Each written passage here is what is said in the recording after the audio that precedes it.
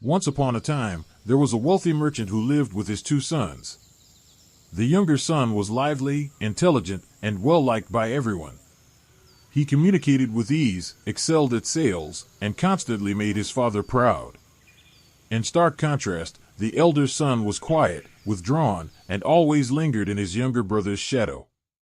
Though he worked hard, he didn't know how to express his emotions, which led many to assume he was slow or foolish. Their father treated them differently. He constantly praised the younger son in front of guests, while scolding the elder one without mercy. Whenever the boy hesitated or failed to answer a question, the father would lash out, calling him useless. These comparisons were like invisible cuts, wounding the elder son day by day, pushing him deeper into self-doubt and further away from the world. What the boy didn't know was that behind his silence was a soul longing to be recognized. He wasn't lacking intelligence, he was just missing faith in himself. But in a society where boldness and success are glorified, a timid boy like him was nothing more than a faint shadow in the crowd. As time passed, the father began letting his sons take turns managing the store. Though he didn't truly trust the elder son, he gave him one day to prove himself, a final chance. That morning, the timid boy stood trembling behind the counter. Each time a customer approached, he stammered and looked down, unsure of what to say. A well-dressed man came in, pretending to be an old friend of his father's. Sensing the boy's nervousness, he took advantage and asked him to bring all the merchandise to a relative waiting in the car. Lacking confidence to question or refuse, the boy obeyed, and within minutes, everything was gone. So was the stranger. When the father returned and learned what happened, he exploded with fury. Without letting his son explain, he shouted, "Useless! All you ever do is ruin things. Get out, I have no son like you." The boy froze. A wave of shame, pain, and helplessness crashed over his fragile heart. He wandered aimlessly into the night, silent tears falling. His spirit, already wounded countless times, now felt completely shattered. Alone, with no faith in himself or in anyone else, one thought echoed in his mind. If I disappeared, maybe everyone would feel relieved. He made his way to the riverbank, where the cold, rushing water seemed to call to him, as if surrendering everything was the only escape. Amid the stillness of the night by the river, just as he was about to step into the icy current, a warm voice called from behind. "Young man, why end everything tonight?" He turned, startled, to see a kind-eyed middle-aged man standing there. The man didn't rush to stop him, he simply asked gently. Under the dim moonlight, the boy broke down in tears, pouring out all the pain and despair he had kept inside.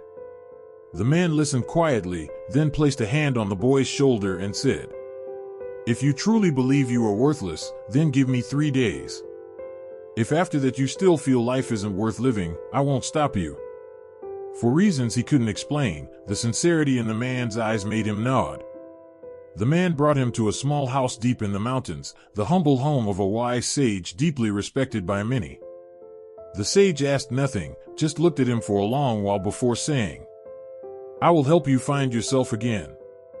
But you must promise to complete 3 tasks, one each day. No matter how hard they are, you cannot give up." The boy nodded gently. For the first time in his life, he felt a flicker of hope. The sage smiled. "Tomorrow, go to the village market and speak to 10 strangers. You don't have to sell anything, just start a conversation. That's all." The boy was nervous, even fearful. But deep inside, he knew, if he didn't change, there would be no path forward. And so began the 3 most important days of his life, a journey that wouldn't just save him, but awaken the real person buried deep within him. Day 1. He left at sunrise, heart pounding with anxiety. Talking to strangers seemed simple, but for someone so shy, it was a mountain to climb. He stood in the corner of the market for a long time, watching the crowd, hands shaking. Eventually, he took a deep breath and approached an old woman selling vegetables. He greeted her. His voice was shaky, his words awkward, but the old woman smiled warmly. The boy felt a little lighter. He later talked to a fruit seller, a bike mechanic, even a crying child. Each exchange, each smile in return, lit a small spark in his heart. By the 10th person, he realized people weren't as scary as he thought, and he wasn't as useless as he believed. Day 2. The sage gave a new task: teach 10 children about the importance of water.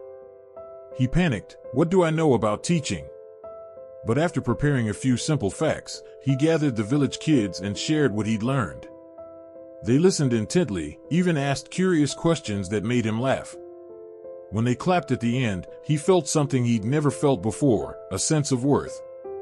Day 3, the hardest task. Go home and apologize to his father. He returned and stood before the man who had once cast him out. Trembling, he bowed and said, "I'm sorry I disappointed you. But I'm learning to be better." His father was stunned. Slowly, he pulled his son into an embrace. A rare tear slid down the old man's withered face. "I'm the one who should apologize." After the 3 days, the boy returned to the mountain house. This time, his eyes held calm and clarity. The sage looked at him for a long time and smiled warmly. "What did you see in these past 3 days?" he asked. The boy paused, then answered, "I realized I'm not worthless. I was just afraid and never gave myself a chance to step out of that fear." The sage nodded, eyes gleaming with approval. "Exactly. Your greatest enemy isn't others, or even your shyness, it's the fear within. Once you face it, it loses its power." He stepped out onto the porch and looked toward the valley bathed in morning light. The world doesn't define who you are, it reflects how you treat yourself. If you believe you're small, the world will treat you that way. But if you believe in your value, others will too. The boy was silent, but his heart swelled with gratitude, peace, and a renewed will to live. "Confidence isn't something you're born with," the sage continued.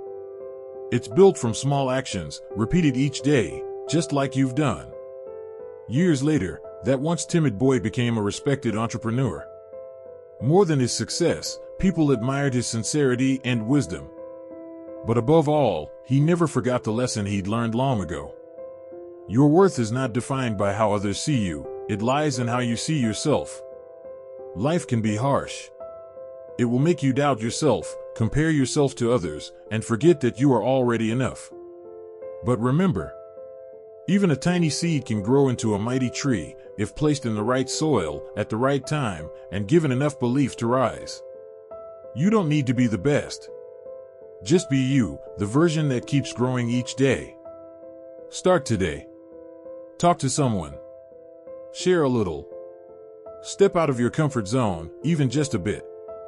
Because maybe that small step you take today could change your life forever.